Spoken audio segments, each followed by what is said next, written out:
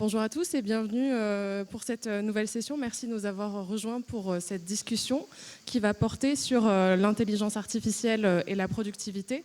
Ça ne vous aura pas échappé, la promesse de productivité associée à l'intelligence artificielle est derrière une grande partie de l'attrait à la fois des gouvernements et des entreprises pour cette technologie.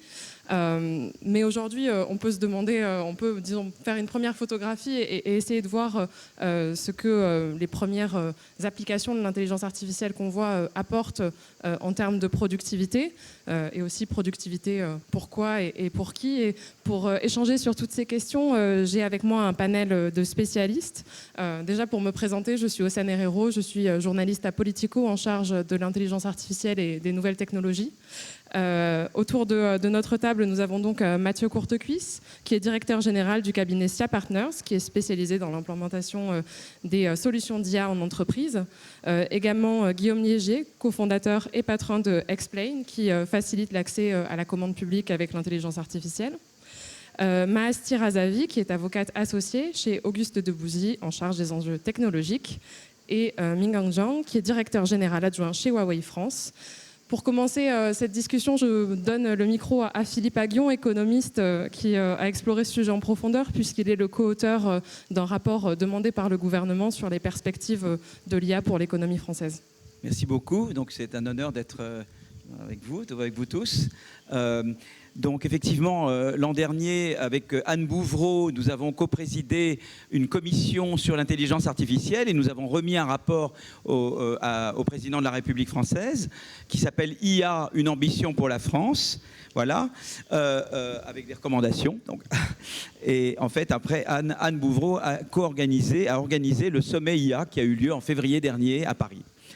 Alors l'IA, la révolution de l'IA, c'est une révolution technologique au plein sens du terme, parce que ça affecte tous les domaines d'activité, l'économie, les services publics, la santé, l'éducation, l'organisation du travail, les médias, la culture. Et ça va très vite. Pour vous donner une idée, il a fallu 2 ans et demi pour que Netflix atteigne 1 million d'utilisateurs. Il a fallu 2 mois et demi pour que Instagram touche 1 million d'utilisateurs. Et il a fallu seulement 5 jours pour que ChatGPT touche 1 million d'utilisateurs. Ça va très très vite. Alors sur l'IA, il y a une vision optimiste et une vision pessimiste. J'ai un collègue qui s'appelle Daron Acemoglu, qui a eu le prix Nobel d'économie, qui est un copain, on travaille beaucoup ensemble, on est sur beaucoup de choses, mais avec lui, je suis en désaccord sur l'IA. Lui, sa vision, elle est pessimiste. Il pense que l'IA, ça a très peu de potentiel de croissance et ça va détruire beaucoup d'emplois. Moi, je pense que l'IA a beaucoup de potentiel de croissance et a un potentiel de création d'emplois si on met les bonnes politiques et les bonnes institutions. Par exemple, je pense qu'au bas mot, l'IA, pendant 10 ans, ça va vous donner au moins 0,7 points de croissance de plus par an. Si je suis à 1% avant, après je passe à 1,7 pendant 10 ans et je reviens à 1. Et en fait, on peut faire mieux que ça. Pourquoi l'IA a un potentiel de croissance? Parce que ça automatise des tâches, non seulement dans la production des biens et services, mais également dans la production des idées. C'est plus facile d'avoir des idées avec l'IA. Il y a des gens qui pensaient que, comme Gordon ou comme Chad Jones, que c'est plus dur d'avoir des idées. Non, et surtout avec l'IA, c'est plus facile d'avoir des idées. Donc, grand potentiel de croissance. Seulement, il faut que la concurrence s'adapte. Parce que s'il n'y a pas de concurrence, les grosses boîtes bloquent les petites. Deuxièmement, l'emploi. On croit que l'IA va forcément détruire des emplois, mais ce n'est pas vrai. Les entreprises qui adoptent l'IA, elles créent des emplois. Pourquoi? Parce qu'elles deviennent plus productives et donc plus compétitives. Et donc la demande mondiale pour leurs produits augmente et donc elles emploient davantage. Mais pour à nouveau que le potentiel de création d'emplois de l'IA soit maximisé, il vous faut un bon système éducatif et une bonne flexi-sécurité. Et donc, si vous voulez un petit peu la question que je vais poser à vous, est-ce que vous pensez que l'IA a un potentiel de croissance et un potentiel de création d'emplois ou pas? Comment l'État peut aider? Est-ce qu'il faut de la politique industrielle? Est-ce qu'il faut de l'investissement public? Est-ce qu'il faut trop de réglementation, pas trop de réglementation? Est-ce que l'environnement, par exemple, l'IA et l'environnement, on peut dire que l'IA, c'est de l'énergie, mais Veolia utilise l'IA pour détecter des problèmes de conteneurs d'eau, ce qui fait qu'ils réduisent les déchets, et donc ils ont beaucoup moins de déchets à traiter. Ça économise de l'énergie. Donc le bilan énergétique de l'IA est à faire encore. Quelle est votre vision sur les effets emploi, les effets croissance, les effets énergétiques, l'effet sur les inégalités de l'intelligence artificielle dans les entreprises que vous regardez. Voilà un peu mes questions. Merci. Mathieu Courtecuisse, je voulais... Bravo. Je vous laisse ouvrir le bal donc, sur cet impact sur l'emploi et la productivité.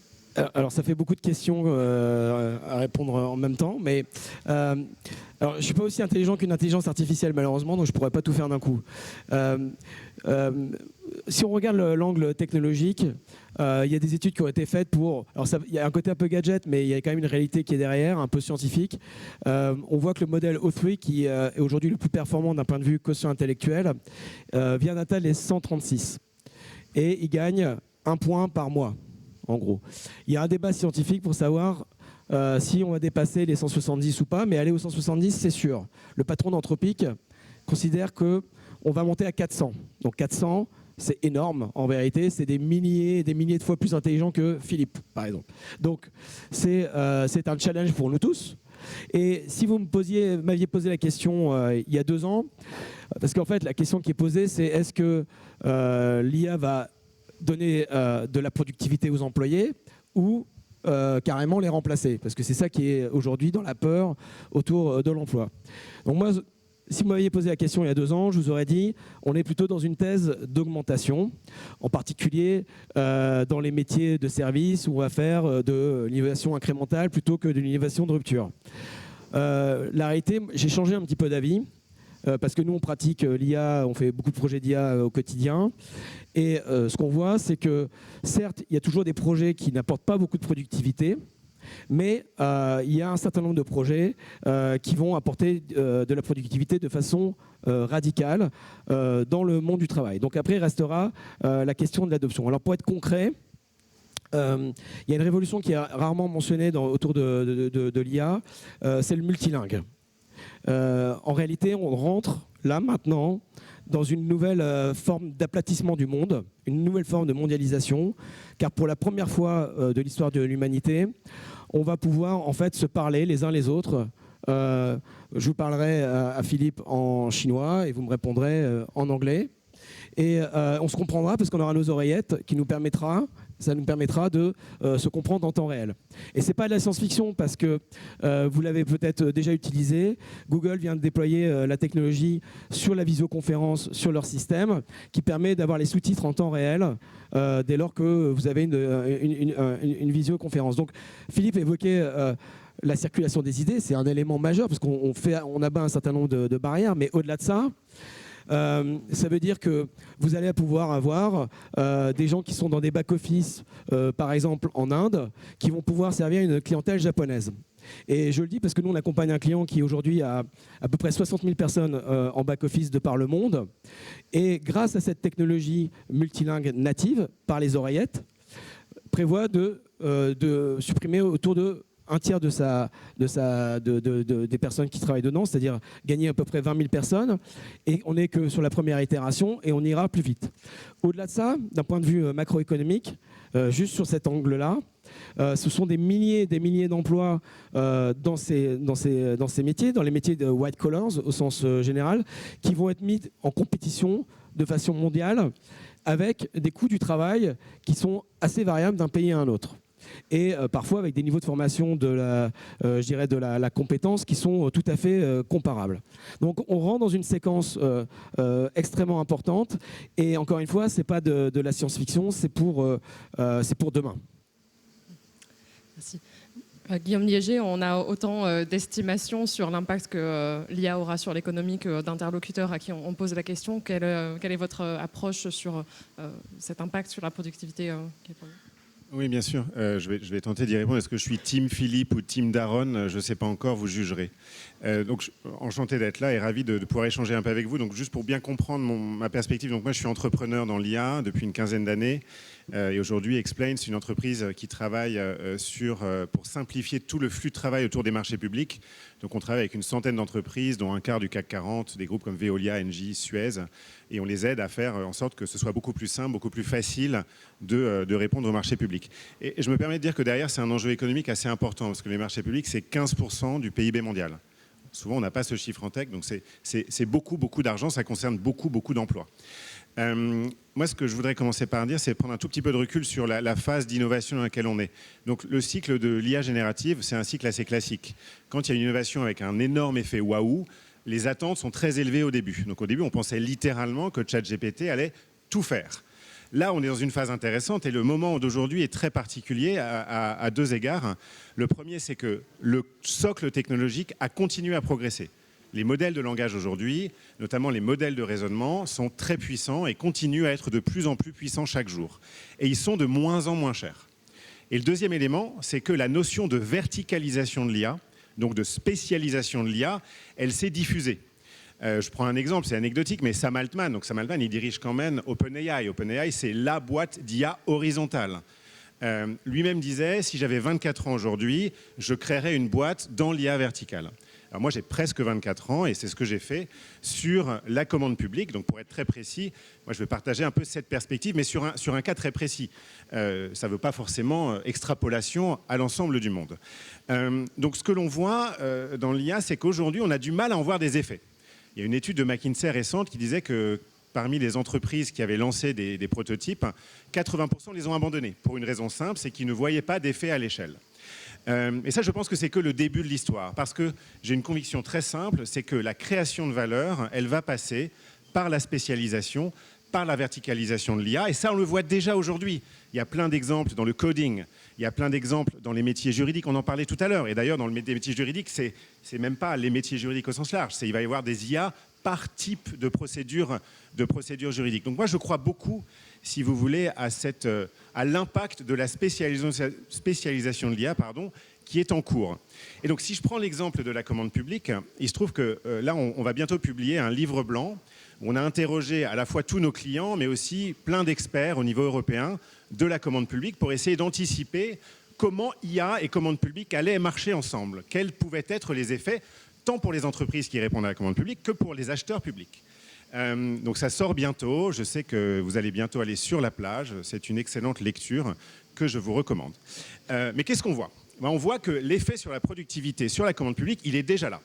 Concrètement, grâce à l'IA aujourd'hui, on peut diviser par 15 le temps d'analyse d'un cahier des charges. Donc ça, c'est réel, c'est significatif.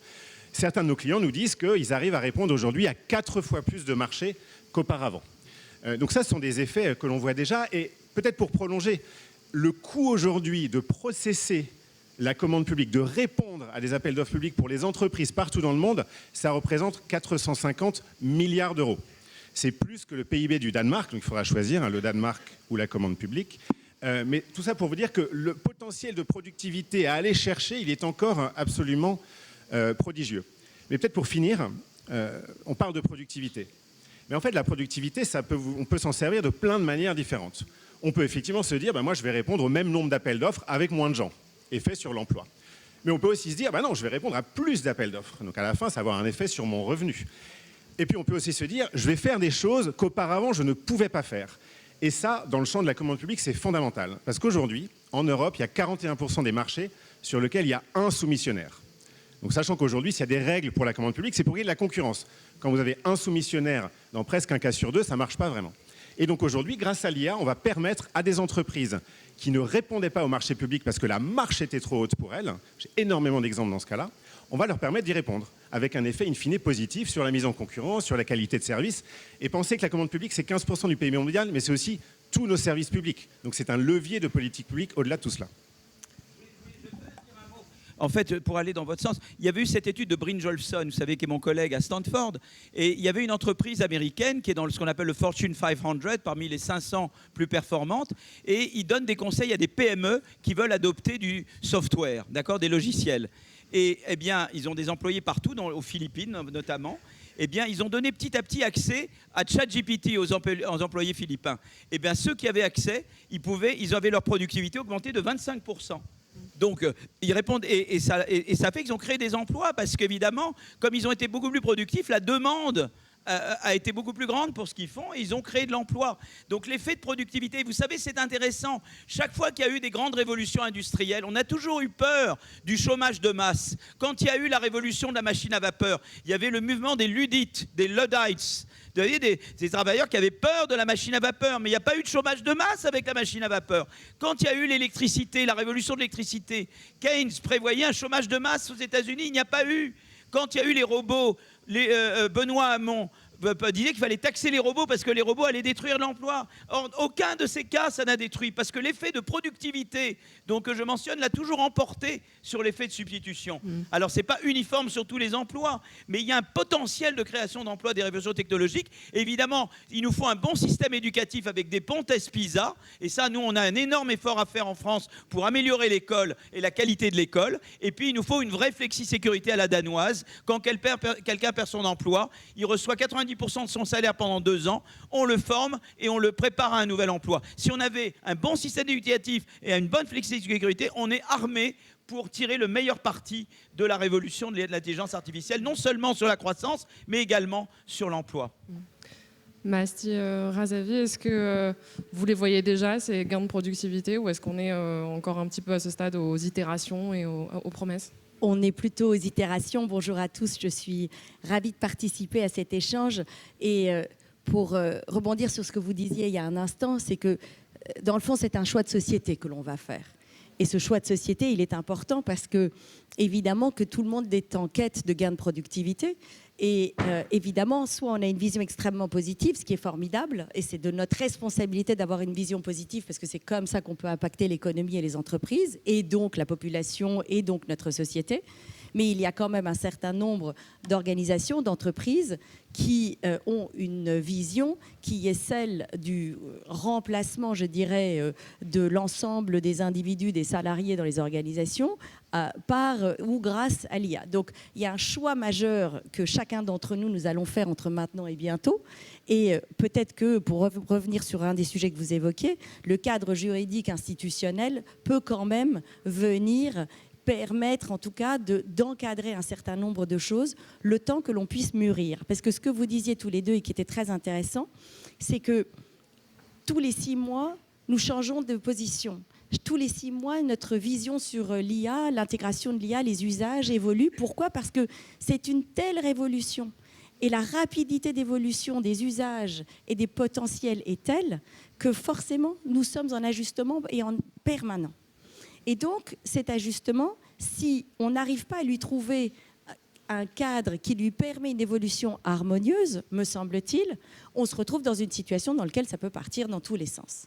Alors, on dit souvent la réglementation européenne, elle est terrible, elle empêche de tourner rond. Il est vrai que dans certains cas, la réglementation européenne, par exemple, ou la régulation locale, etc., peut empêcher de tourner rond. Je ne sais pas si vous en avez entendu parler, mais on a créé une réglementation, on était les premiers en Europe. Alors certains vont dire formidable et d'autres vont dire oh là là, mon Dieu, c'est épouvantable, on a encore régulé. Mais qui est venu dire qu'on allait créer un cadre dans lequel on allait analyser les choses en partant du risque. On ne venait pas dire si dans tous les cas c'était bien, c'était pas bien. On allait venir dire, vous savez, l'usage de l'IA dans certains cas, ce n'est pas une bonne idée. Exemple, pour faire un rating social. On vient dire à une entreprise que si elle veut développer un système d'IA, si elle veut utiliser un système d'IA qui permet de créer un rating social, alors là, dans ce cas, on est dans la catégorie rouge, on n'a pas le droit d'y aller. Est-ce que cela empêche d'innover ? Ma réponse est non. On peut très bien innover en utilisant et en déployant d'autres mesures. Et ce que l'on voit aujourd'hui dans les entreprises, parce que donc je suis avocat et mon cabinet, avec mes équipes, on accompagne les entreprises dans leur déploiement, dans leur réflexion, c'est qu'on est passé d'une phase de frilosité absolue qui a émergé avec ChatGPT, alors même que, comme vous le disiez, l'IA existe depuis bien plus longtemps. Et les uns et les autres ont voulu tout freiner. Et en fait, ils se sont rendus compte qu'on ne peut pas freiner quelque chose qui est déjà intégré. Comme vous le disiez, ChatGPT a été déployé, utilisé par des millions et des millions d'individus au bout de quelques heures. Et donc ensuite, après avoir voulu interdire, empêcher d'utiliser, et créer des chartes et des règles et des systèmes d'information qui bloquent l'ensemble de ces sujets, on est venu dire non mais en fait, ça peut peut-être nous apporter quelque chose, mais on ne sait pas exactement quoi. Donc, encadrons ce cadre en interne. Et puis, un certain nombre d'entreprises se sont dit, bon, je peux essayer de pousser, je peux promouvoir les usages d'IA, mais et si j'essayais de créer une sorte d'accord global dans lequel les grandes entreprises, les grands groupes se mettent d'accord sur des usages, mais qui conservent une part d'éthique. Parce que la partie avec l'IA qui est très intéressante, c'est que quand on parle de productivité, quand on parle de tous les domaines d'usage possibles, à chaque fois, on a une petite limite en disant, mais est-ce que ce truc-là, il va être éthique? Est-ce que ce truc-là ne va pas être éthique? Et donc, un certain nombre de personnes, d'entreprises, d'organisations se sont réunies pour dire, on va essayer de créer quelque chose qui permettra de rassurer à la fois les entreprises, les organisations, les citoyens, les États, mais qui en même temps pourra essayer de promouvoir. Et je pense que toute la question sur la productivité qui nous interpelle et nous interroge et nous anime tous, nous allons en voir les fruits entre maintenant et bientôt. Et probablement, si on se retrouvait dans 6 mois, peut-être qu'on ne dirait pas les choses exactement comme maintenant. Je voulais dire un mot sur les réglementations. C'est très important, on a besoin d'être protégé, il faut de la réglementation. La question, c'est quelle approche à la réglementation? Il y a la réglementation générale des politiques de données, la RGPD. Ça, c'est très important, qui est beaucoup ex-post. Il y a du ex-ante, mais il y a beaucoup d'ex-post. Mais les pays individuels en Europe rajoutent leur propre réglementation. Nous, par exemple, pour les données de santé en France, il fallait l'autorisation de la CNIL pour que les chercheurs aient accès aux données de santé. Alors nous, dans le rapport IA, on a dit on arrête. En fait, c'est la CNIL qui nous a demandé. Il nous a dit arrêtez ça, quoi. On n'en peut plus, on reçoit des demandes, et donc plus d'autorisation préalable. Donc je crois que c'est important d'avoir les bonnes réglementations. Parce que qu'est-ce qui se passe quand il y a trop de réglementation? Les grosses entreprises, elles savent faire, mais les nouveaux entrants, ils ne savent pas faire. Et du coup, ça limite la concurrence. Or, on veut de la concurrence. Vous savez que la concurrence aide l'innovation. Sans concurrence, il n'y a pas d'innovation. On innove pour échapper à la concurrence. La concurrence, c'est clé dans l'innovation. Il faut de l'entrée de nouveaux. Il faut des jeunes pousses. Et alors, le danger, c'est que trop de réglementation nuit à la concurrence. Donc, il faut les bonnes réglementations. Et en particulier, sur les données de santé, on a recommandé qu'il n'y ait plus besoin d'autorisation préalable pour que les chercheurs accèdent aux données de santé. Et je crois que tout est à regarder comme ça. Il faut réglementer, mais il faut réglementer de manière intelligente sans que ça nuise à la concurrence, parce que la concurrence est absolument importante. C'est pour ça que la concurrence, c'est beaucoup de choses. C'est le partage des données, c'est open source, c'est des réglementations, mais pas trop de réglementations. C'est le Digital Market Act étendu à toute la chaîne de valeur de l'IA, y compris le cloud. C'est toute une série de mesures. Il vous faut à la fois de la concurrence et de la bonne politique industrielle. Et ça, je crois que c'était vraiment les piliers de notre rapport. Donc la réglementation, oui, mais des bonnes réglementations et qui n'empêchent pas l'entrée de nouvelles entreprises innovantes. Voilà. Ouais, si je peux me permettre. Juste la parole à Ming Jean sur les bénéfices de l'intelligence artificielle. Est-ce que vous pensez, vous aussi, que c'est la concurrence qui va permettre disons, aux entreprises de... Oui, ça fait plaisir, merci beaucoup. Je pense que oui, effectivement, la concurrence, c'est très important. La concurrence, c'est le moteur, en fait, pour l'innovation. Et c'est avec l'innovation et grâce à l'innovation qu'on peut avancer. Je reviens après le passage en fait de réglementation. Je reviens un petit peu en fait sur une vision industrielle. Nous, en fait, Huawei, on travaille sur l'intelligence artificielle. Ça fait des années qu'on travaille. Vous connaissez un petit peu Huawei. On est à la base, en fait, on est un fournisseur de technologies innovantes dans le numérique, télécom, etc. Et aujourd'hui, depuis quelques années, on travaille également sur une transformation numérique globale en matière en fait de numérique et en matière également d'énergie. Je m'arrête là sur l'entreprise. Nous, en fait, notre vision sur l'intelligence artificielle, c'est que c'est une technologie, on peut utiliser le mot quasiment révolutionnaire. Pourquoi révolutionnaire? Parce qu'en fait, nous avons une vision sur IA, c'est plus de 98% en fait qu'on travaille sur les applications B2B, industrielles, production, etc. Donc nous, on a développé un modèle LLM qui s'appelle Panku. Et dans ces modèles-là, on a développé une dizaine de secteurs. Comme vous avez dit, Guillaume, tout à l'heure, on travaille sur secteur parce qu'on croit beaucoup à cette technologie qui peut nous amener des bénéfices sur les productivités. Et donc, par secteur, évidemment, Parce que d'un secteur à l'autre, c'est très différent. D'une entreprise à l'autre, c'est aussi très différent. Tout dépend jusqu'à où on veut aller dans la largeur ou aussi dans la profondeur. Quand vous parlez, en fait, répondre à les appels d'offres, etc. Donc ça, c'est un petit peu, par exemple, nous, on a développé des modèles dans la recherche pour les médicaments. Et donc là, ça réduit, en fait, la durée, en fait, de la recherche, mais d'une façon drastique. Là, on parle de quelques mois versus quelques années. D'une part, on travaille sur des solutions IA pour travailler en fait dans les chantiers des mines. Et là, évidemment, on parle de remplacement des ouvriers, etc. Mais ce n'est pas un simple remplacement, mais c'est d'un remplacement avec innovation et surtout ça renforce la sécurité, ça diminue des accidents mortels. Et c'est là qu'on augmente en fait la productivité.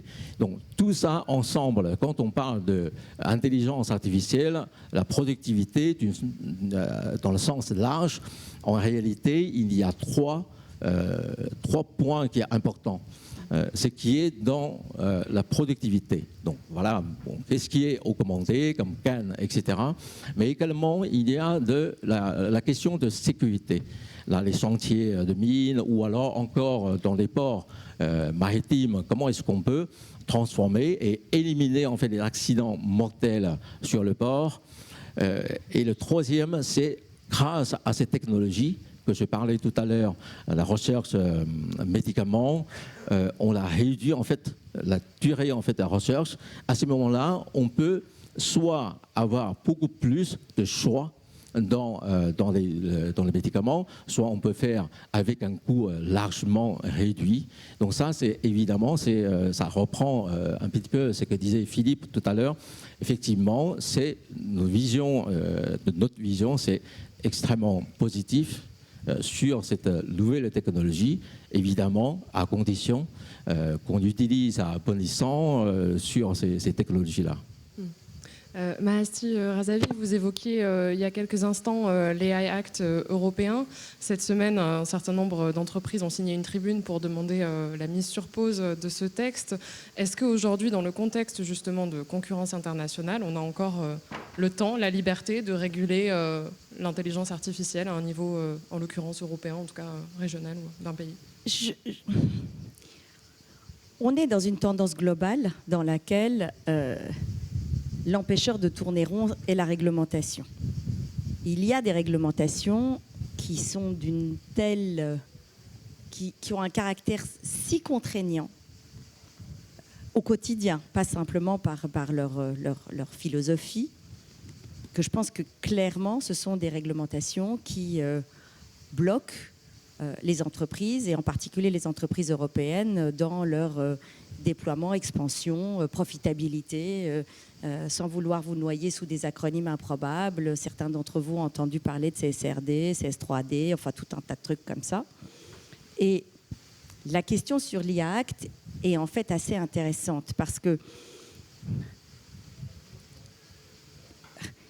quand on regarde ce qu'il y a vraiment dans l'IA Act, parce que c'est long, j'ai passé des nuits dessus, je me suis endormie 52 fois avant d'y arriver. On a pris pour la première fois une vision très innovante pour créer ce texte. On a dit, quel est le risque que peut créer une IA? Et en fonction de la typologie du risque, je vais dire c'est possible, je vais dire c'est possible dans certaines conditions, ou je vais dire mais il n'y a pas de sujet, faites tout ce que vous voulez. 80% des IA que nous voyons, que vous côtoyez au quotidien, en fait, ne sont pas réglementés. Il n'y a pas de problème au titre de l'IA Act, zéro. Donc, cette portion du texte ne vient en rien impacter le quotidien de ce que nous vivons, nous autres, vous autres, sur ça.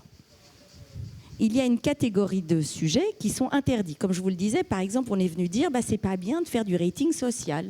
Je ne suis pas sûre que si je vous demandais de lever la main en disant qui trouve que c'est vraiment bien le rating social, vous auriez envie de lever la main. Donc, venir considérer que certaines choses ne sont finalement pas, d'un point de vue sociétal, acceptables, ne me pose pas tellement de problème. Qu'est-ce qui est compliqué dans l'IA Act? Je pense c'est la mécanique qu'on a mis en place pour dire à une entreprise comment tu vas décider si tu es dans la catégorie 1, 2, 3 ou 4. Mais pour être sûr que tu es bien dans la catégorie 1, 2, 3 ou 4, on va te demander de créer un comité 1, un comité 2, un comité 3. Il faut faire des papiers, il faut faire des reportings, il faut faire des tableaux. C'est le mode opératoire qui constitue, je trouve, une contrainte, mais pas tant la philosophie, pas tant l'objectif recherché. Est-ce qu'on aurait pu faire mieux? Peut-être. Peut-être qu'on a eu ce désir de perfectionnisme qui a du bon, qui n'a pas du bon. Est-ce que l'idée de mettre tout en pause crée plus de compétitivité? Je ne suis pas tout à fait certaine, parce que ce que l'on oublie de mentionner, et nous on est très bons pour croire ce qu'on nous raconte, c'est qu'il y a plein de réglementations dans plein d'autres pays dans l'IA, au titre de l'IA. Mais ça, on ne vient jamais nous en parler non plus. Et donc nous avons l'impression que, pauvres Européens, nous subissons quelque chose sur lequel les autres ont une liberté totale.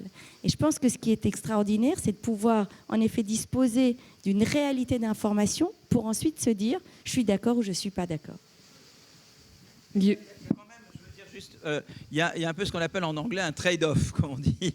C'est-à-dire que si on est trop contraignant, l'IA va se faire ailleurs où il n'y a pas du tout de réglementation.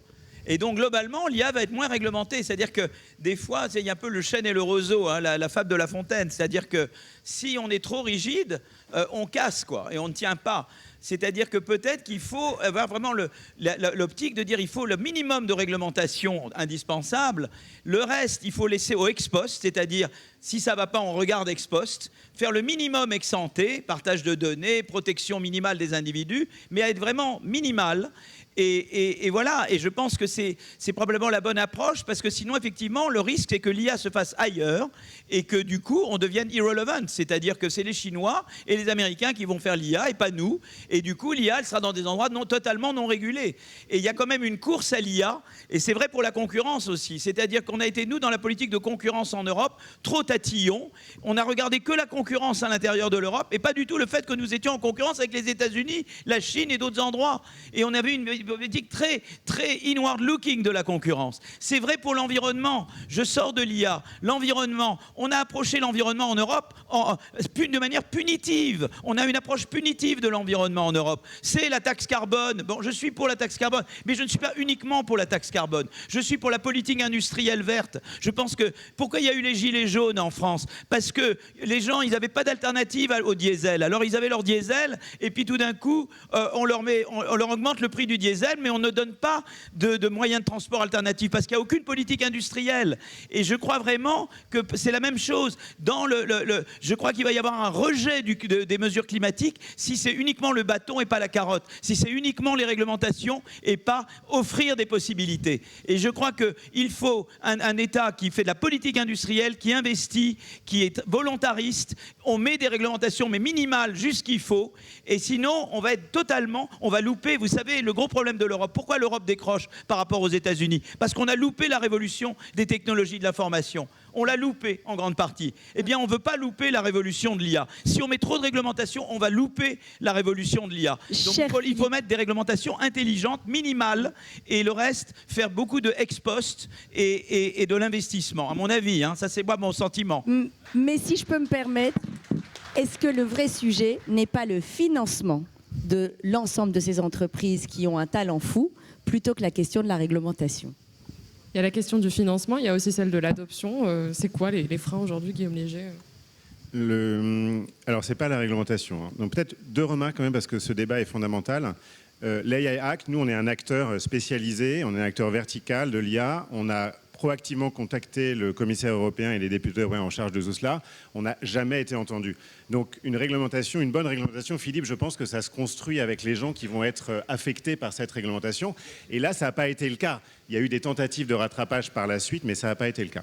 Et je voulais donner un peu un contrepoids avec un bon exemple de réglementation, qui est la réglementation autour des marchés publics. Parce qu'en fait, c'est pénible un marché public. Je ne sais pas si certains d'entre vous ont déjà essayé de répondre à un appel d'offres public. Ils se seraient certainement endormis, comme vous l'avez fait sur l'AI Act.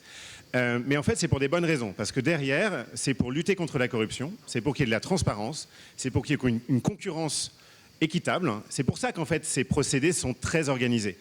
Et je dirais que c'est un bon exemple à deux égards, parce que ça répond à des problèmes fondamentaux que je viens de citer. Mais la bonne nouvelle, c'est qu'on peut lever une partie de cette complexité en déployant l'IA comme il faut. Et donc, les sujets d'adoption aujourd'hui, pour nous, l'adoption, ce n'est pas vraiment un sujet, parce que la pénibilité des tâches auxquelles nous nous attachons, elle est évidente pour les entreprises. Je dirais qu'il y a un sujet que j'ai eu l'occasion d'évoquer avec un certain nombre de chefs d'entreprise lors des rencontres. C'est facile de convaincre le top management qu'un certain nombre de process métiers vont être transformés par l'IA. Mais dès lors qu'on va au niveau opérationnel, beaucoup plus proche du terrain, en France, dans beaucoup de grands groupes, il y a peu d'incitation pour les gens qui sont à ce niveau de management de se lancer dans des solutions innovantes. Peu de gens sont finalement prêts à prendre le risque. Donc je dirais que s'il y a quelque chose qui pourrait favoriser l'adoption, c'est de parler à grande échelle de cas d'usage qui fonctionnent, de partager un peu les succès que l'on peut déjà voir aujourd'hui sur l'IA pour faire en sorte que personne ne soit finalement sanctionné lorsqu'il décide de confier un nouveau process à une start-up qui a été créée 12 mois plus tôt. Voilà, ça c'est un exemple de choses que l'on pourrait faire. Et pour finir sur le financement, moi, je trouve qu'il n'y a pas de problème en tant que tel de financement en Europe. Il y a beaucoup d'argent qui pourrait être déployé en Europe.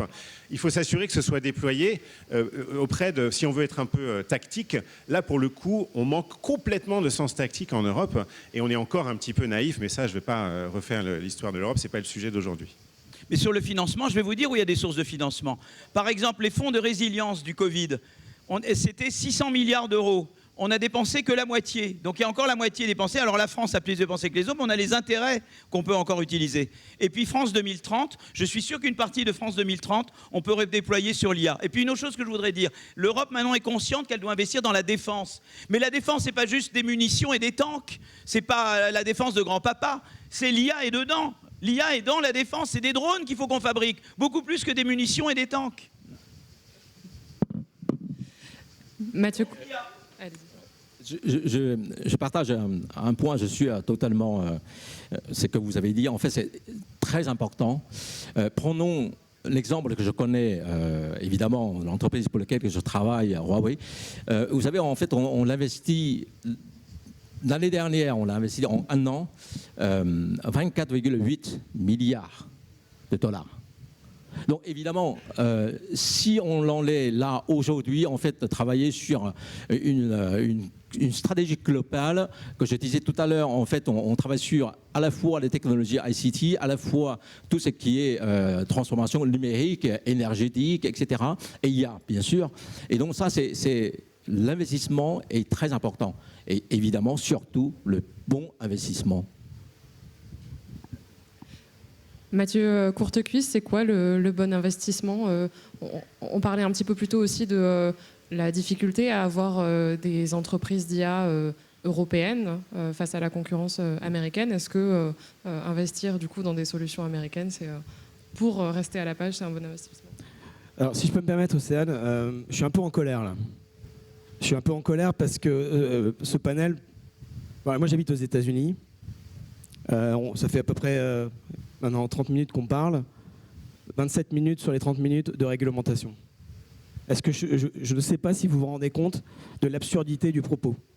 C'est un problème parce qu'aujourd'hui, je crois qu'on n'a même pas cité le mot d'innovation en fait. Et donc, le sujet, en plus, alors, il y a eu la Big Beautiful Bill qui vient de passer il y a quelques jours aux États-Unis, qui interdit, dedans, c'est un fourre-tout, on parle du budget, et ils viennent de décider d'interdire aux États fédérés et aux comtés de réguler de l'IA. Donc, ça veut dire qu'aux États-Unis, on vient de décider de recentraliser la réglementation dans un schéma de déréglementation. D'accord ? Donc, par exemple, cette horreur du RGPD qui existait aux États-Unis, qui s'appelle CCPA en Californie, va être supprimée. Et donc, on assiste à quoi, en fait ? Un dérèglement ou un découplage réglementaire entre les États-Unis et l'Europe. On voit déjà aujourd'hui en fait qu'un certain nombre de technologies américaines qui sont fabriquées sur le territoire américain ne sont plus déployées en Europe, ce qui affecte déjà la productivité en Europe dans un certain nombre d'entreprises, qui incite les entreprises européennes à délocaliser dans d'autres territoires leur recherche en IA et le déploiement d'applications, sachant que la productivité en fait n'a pas de frontières. C'est-à-dire que sur un certain nombre de métiers, dès lors qu'on a pu développer une application, on peut souvent la déployer de façon globale.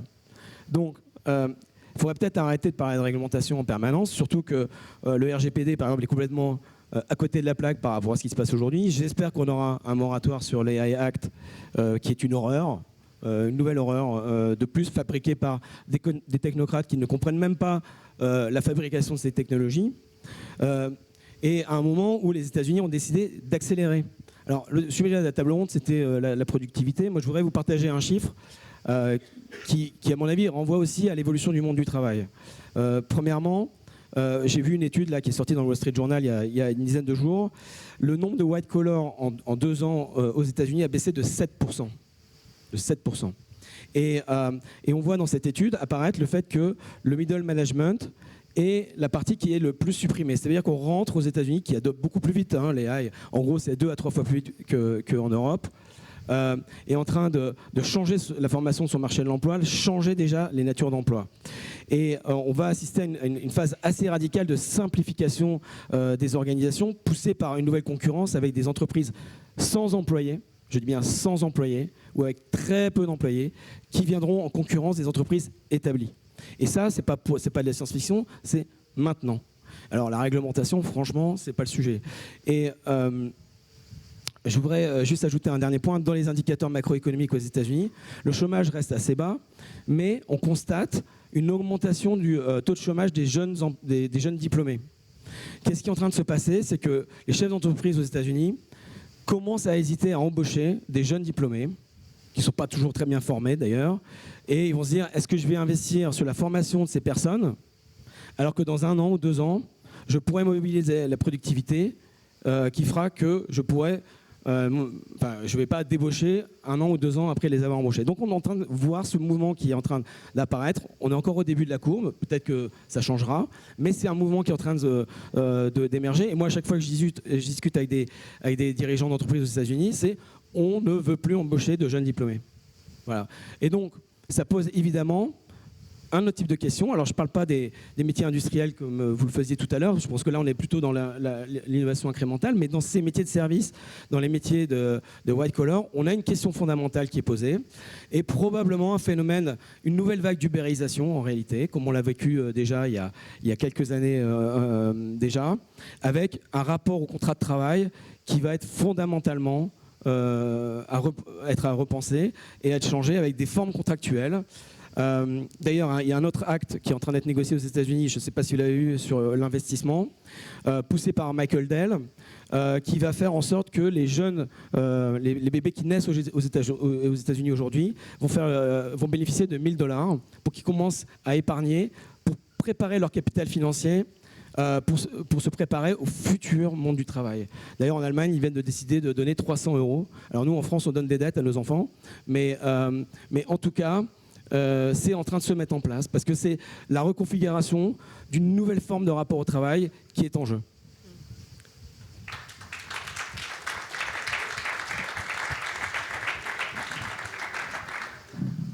Minggang Zhang, est-ce que c'est une nouvelle forme de contrat social qu'il faut inventer?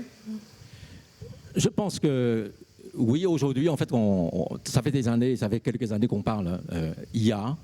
Et on l'a cité tout à l'heure dans les différents domaines IA, et on l'a parlé, c'est vrai qu'on l'a beaucoup parlé de la réglementation, etc. Je pense que oui, la réglementation, il faut d'abord laisser innovation, respire, propulser en fait l'innovation sur le terrain, sur les applications, etc. Oui, certainement, on parle IA aujourd'hui, mais en fait, on n'a pas parlé d'une étape intermédiaire. C'est l'étape de transformation numérique. C'est-à-dire une entreprise aujourd'hui, est-ce qu'elle est déjà organisée avec les infrastructures qu'il faut, tout est connecté, etc. Je prends un exemple de production, une usine de production. Alors, on passe en fait une étape totalement manuelle, une étape qui est un peu connectée, des machines qui peut fonctionner à moitié automatique, etc., sur une étape totalement transformée. Moi, j'ai visité une usine en Chine, et puis totalement transformée, qui n'est pas encore totalement IA, et qui est tout simplement transformée en numérique, donc numérisation de l'ensemble des machines. Sur un terrain de football, il y a une vingtaine de grosses machines. C'est une usine de fabrication des pièces détachées automobiles. Là, je restais une demi-heure, il est chaud, humide à l'intérieur, mais je ne rencontrais pas plus que 20 personnes. Et il n'y a personne qui travaille en fait devant la machine, tout est automatisé. Donc ça, il y a une, c'est ce que je l'appelais, transformation numérique. Et ensuite, avec ces infrastructures établies, et on peut parler en fait de application de IA, comment on fait. Voilà. Dans IA, il y a aussi des différents niveaux possibles sur les IA. Et donc, évidemment, on est en train de vivre je veux dire, une transition à la fois numérique. On rajoute en fait l'IA, donc une certaine forme d'intelligence, et également on est en face des défis en fait énergétiques, environnementaux, etc. Donc là, effectivement, je pense qu'on ne peut plus seulement assis en fait sur ce qui est le modèle aujourd'hui. Donc il faut qu'on soit flexible, on soit active et dynamique, et revoir en fait un modèle social qui est en même temps. Il y a une nouvelle technologie qui est arrivée, qui vient impacter plus ou moins dans les différents secteurs. Et là, il faut réorganiser avec l'État, avec les entreprises, avec les politiques qui n'encouragent pas, par exemple, les délocalisations, comme disait tout à l'heure, etc. Donc, pour faire tout ça, je pense qu'il y a aussi un point important, qu'on a parlé tout à l'heure avec Philippe à table, c'est comment on avance. Est-ce qu'on avance tout seul? Est-ce qu'on avance en faisant des partenariats? Parce qu'aujourd'hui, ce que disait tout à l'heure Eric, les technologies, il n'y a pas de frontières. Donc là, il faut qu'on travaille d'une façon intelligente et établir les partenariats et faire avancer l'ensemble de la société sur la technologie. Je voulais mentionner quelque chose. On a fait une étude, nous, donc, pour le rapport, une enquête sur 9000 entreprises françaises qui adoptent l'IA ou qui ne l'adoptent pas. Et on a vu que globalement, les entreprises qui adoptent l'IA augmentent l'emploi. Ça, c'est macro. Alors, il peut y avoir des histoires, un tel me dit que, l'autre tel me dit que, mais ça, c'est des statistiques sur beaucoup d'entreprises. Alors, ce n'est pas uniformément. Quand c'est des emplois qui sont très exposés à l'IA, où la plupart des tâches qui composent l'emploi sont substituables par l'IA, et que c'est l'IA utilisée pour des fonctions administratives, à ce moment-là, ça a un effet négatif. Mais il faut vraiment ces conditions-là, c'est-à-dire un emploi très exposé à l'IA, la plupart des tâches substituables par l'IA, et l'IA utilisée dans des fonctions administratives. Mais si c'est de l'IA pour de la sécurité, pour de la production, etc., même là, ça n'a pas d'effet négatif. Donc en fait, il y a des emplois qui sont exposés, mais globalement, pour le moment, nous, sur les études que nous avons, nous voyons un effet globalement positif parce que les entreprises qui adoptent l'IA deviennent plus productives, elles augmentent leur chiffre d'affaires et du coup, elles embauchent davantage. Cet effet-là, pour le moment, globalement, semble dominer. Ça peut peut-être changer dans 50 ans ou dans 30 ans, mais pour le moment, c'est l'effet. Alors moi, ce que je dis par ailleurs, c'est qu'il faut un système éducatif. Pourquoi il faut un bon système éducatif, une bonne école? Parce qu'à l'école, on apprend à apprendre, on apprend à être adaptable. Donc ça, c'est le socle. Et par-dessus ça, on met un bon système de flexi-sécurité à la danoise où tu perds un emploi, tu es entraîné, tu es assuré et tu es rebondi sur un nouvel emploi. Je pense qu'il faut voir l'IA de manière conquérante. Il ne faut pas avoir une frilosité à l'égard de l'IA. Il faut se doter des bonnes institutions. Mais pour le moment, les études qui existent montrent un effet globalement positif sur l'IA, pas uniformément positif, mais globalement positif de l'IA sur l'emploi. Et je vous confirme, Philippe, les exemples je parlais tout à l'heure, on a travaillé en fait depuis quelques années sur une dizaine de secteurs qu'on a déployés d'intelligence artificielle dans les différents secteurs. Et effectivement, à chaque fois qu'en fait il y a une augmentation de la productivité d'une façon économique, mais il y a également la sécurité. Donc tous les différents secteurs au niveau de la sécurité, c'est très important, et notamment des postes qui sont exposés à des risques que je parlais tout à l'heure, l'exploitation des mines, etc. On est en train par exemple, on est en train de travailler sur une solution. Avec la 5G connectée, on peut aller vraiment en profondeur des mines pour éviter que les mineurs aient besoin en fait de descendre, etc. Et avec tout cela, la productivité, le bénéfice pour l'entreprise, mais également pour les ouvriers, les travailleurs, et également pour les consommateurs. C'est très bénéfique. Mahasti Razavi, est-ce qu'il faut un modèle à l'américaine et, disons, laisser l'IA prendre le pas de manière aussi libérale dans la vie économique? De toute façon, l'IA est là et les adoptions sont là. Même si dans certains secteurs, les adoptions sont plus lentes, mais la réalité, c'est qu'elle est présente dans notre quotidien, dans le quotidien de toutes les entreprises, et que les uns et les autres, de toute façon, ne voient pas d'avenir, et ils ont bien raison, sans la mise en œuvre d'IA en fonction de leurs activités. Je pense que rêver de changer de culture et de devenir les États-Unis, ça peut être bien, ça peut être pas bien, je n'en sais rien. On a un pays avec l'histoire que nous avons, on a une Europe avec l'histoire que nous avons. Je ne veux pas refaire du droit comme le disait Mathieu il y a un instant, mais en fait, nous avons un socle qui est ce que l'on a. Et donc le sujet, c'est quel est le meilleur profit qu'on peut en tirer. Et je pense encore une fois, je reste très convaincue de ça. Il n'y a pas que la réglementation en matière d'IA qui empêche d'innover. La réalité, c'est que lire les textes, les comprendre, c'est une chose. Chacun je dirais, son métier. Mais rien dans ce texte n'empêche qui que ce soit d'aller exploser les compteurs. Rien dans ce texte n'empêche qui que ce soit à aller créer. Et d'ailleurs, on le voit, on a un certain nombre de champions. En France, par exemple, Mistral, extraordinaire. On voit des plus petites entreprises. Guillaume a été obligé de s'absenter. Méga succès. Donc, vous voyez bien que la réalité, ce n'est pas que la régulation, c'est le désir de conquête, de dépassement, et qui est ce que l'on doit ancrer le plus dans le parcours que vous évoquiez aussi, des études et celui de la conquête. La réglementation, c'est le Zakouski à côté. C'est le rapport Draghi. J'avais une session tout à l'heure avec Mario Draghi. Qu'est-ce qu'il dit Draghi? Il dit, voilà, qu'est-ce qui bride l'innovation de rupture en Europe? On n'a pas un marché unique pour les biens et services. Chaque pays met ses réglementations. On appelle ça le gold plating. Chaque pays rajoute ses réglementations. Donc il n'y a pas un vrai marché pour l'innovation. Donc les gens qui innovent, ils n'ont pas de rente d'innovation en Europe parce que chacun impose son marché. Donc il faut un vrai marché unique. 2, on n'a pas un écosystème financier d'innovation. On n'a pas en particulier de capital risque très sous-développé. On n'a pas vraiment d'investisseurs institutionnels. On n'a pas de fonds de pension.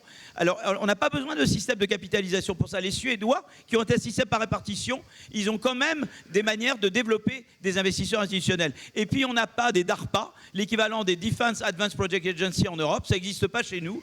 Et on n'a pas un vrai financement de la recherche fondamentale adéquate, ciblée. Le crédit impôt recherche n'est pas ciblé. Il empêche peut-être la délocalisation de certaines unités de recherche à l'étranger, mais il ne produit pas d'innovation de rupture. Il n'y a aucun effet du crédit impôt recherche sur l'innovation de rupture, zéro. Alors les LABEX, par contre, oui.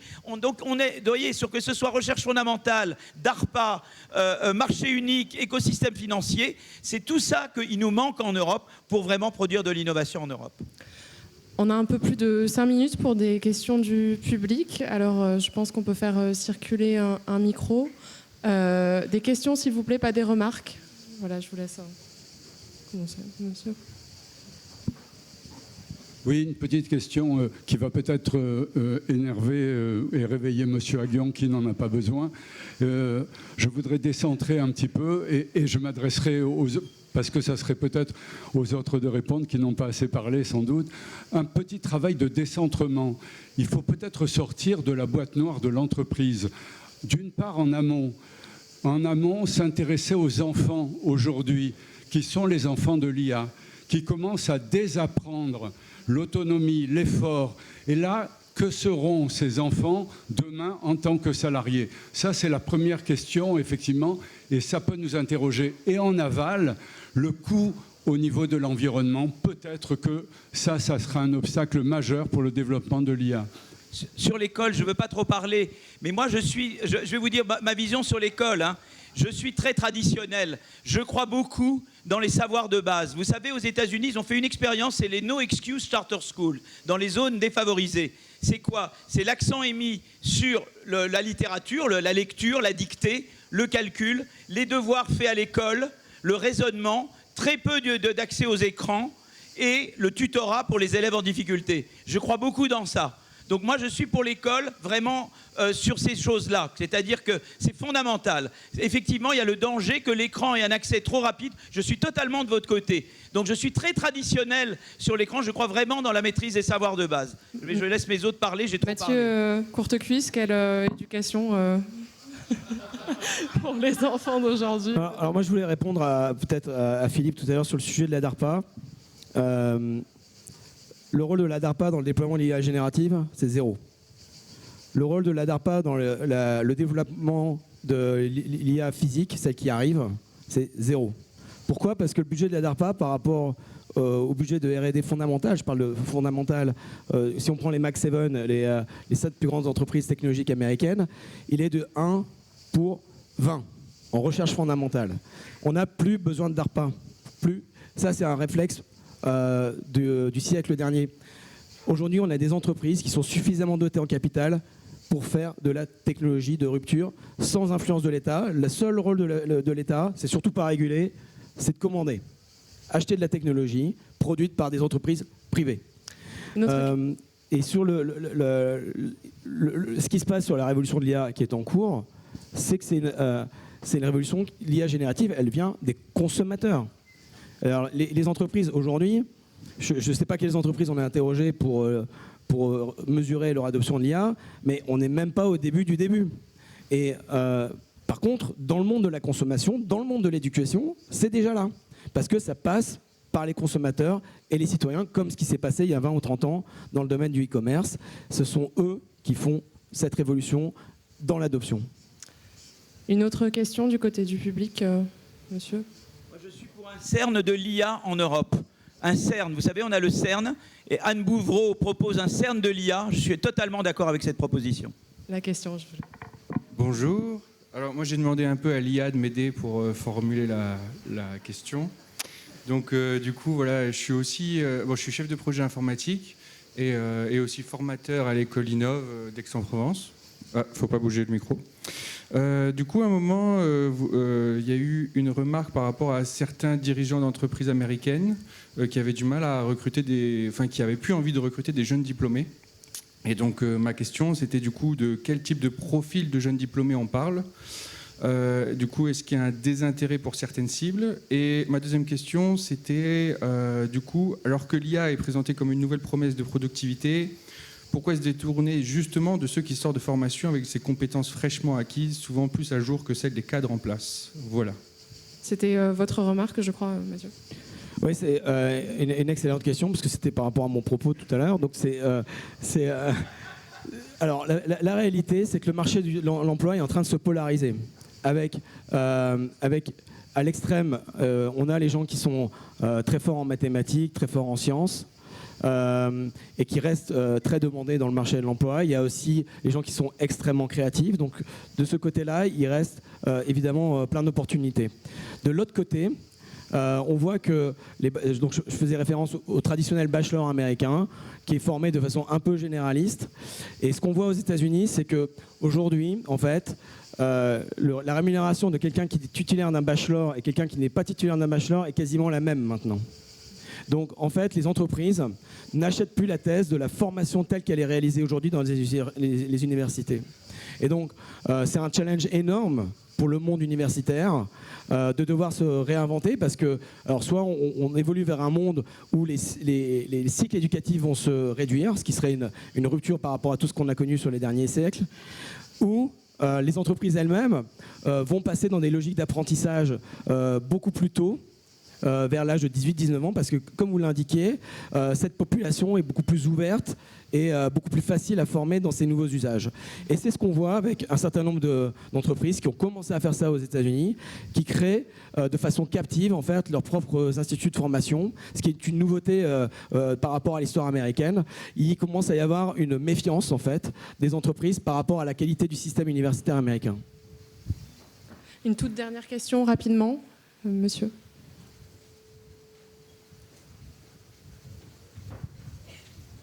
Alors, bonjour. Alors, moi, la question, c'est de savoir comment l'IA peut réduire les inégalités sociales, économiques et, comment on dit, améliorer les capacités du salarié sans l'assister dans sa productivité. je peux peut-être essayer là-dessus. L'étude de Brynjolfsson que j'ai mentionnée tout à l'heure montrait que ceux qui avaient le plus profité de l'IA générative dans cette entreprise qui conseillait les PME sur l'adoption de software, c'était les gens initialement les moins productifs et les moins expérimentés. Donc de ce point de vue-là, ça réduisait les inégalités. Mais ça peut peut-être augmenter les inégalités à l'embauche. Ça peut peut-être donner une prime plus grande à la qualification, bien que... Donc les effets sur les inégalités de l'IA sont ambigus, je dirais. Voilà, c'est pas une question évidente. C'est pas de manière évidente que ça dépend. Mais je pense à nouveau que c'est là que le système éducatif est important, que la mobilité sociale c'est important, et qu'il faut vraiment un système. Moi, je suis très scandinave. Je suis très modèle danois, moi. Je pense qu'il faut un modèle social à la danoise pour justement faire en sorte que l'IA puisse aller dans le sens. L'IA n'est pas d'elle-même pro-inégalité ou anti. Elle n'est pas elle-même pro-emploi. Ça dépend des institutions que vous mettez à côté. Si je mets des institutions modèle scandinave, je suis assez optimiste qu'on peut augmenter la production, augmenter l'emploi et ne pas augmenter les inégalités et ne pas réduire la mobilité sociale. Mais il faut des institutions qui soient adéquates à côté. Si vous avez le système social américain, je suis alors très pessimiste. Je suis très anti-social, système social américain, très pro-scandinave. Merci à vous pour cette discussion et merci d'avoir assisté à cette session avec nous.